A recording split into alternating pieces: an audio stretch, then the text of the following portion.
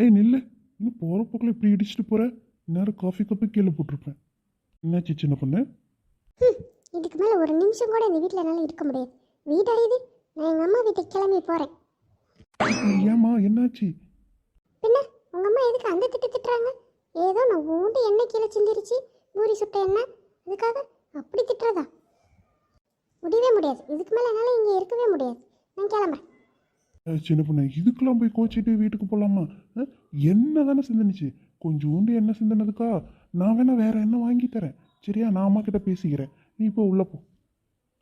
சரி சரி, கையை விடுங்க, நான் மெடிக்கல் வரைக்கும் போயிட்டு வரேன். என்னது மெடிக்கலுக்கா? எதுக்குமா? யாருக்காவது உடம்பு சரியில்லையா? என்னாச்சு? ஆமாம், பின்ன பூரி சுடும் போது கொதிக்க இருந்த எண்ணெய் கொஞ்சோண்டு உங்கள் அம்மா காலில் சிந்திருச்சு. அதனால தான் உங்கள் அம்மா அப்படியே என்னை திட்டிட்டு அங்கே உட்காந்துட்டு இருக்காங்க. அதனால தான் போய் மருந்து வாங்கிட்டு வந்து கொடுக்கலான்ட்டு நான் போயிட்டு வந்துடுறேன். அம்மா என்னம்மா ஆச்சு உங்களுக்கு? இந்த வரமா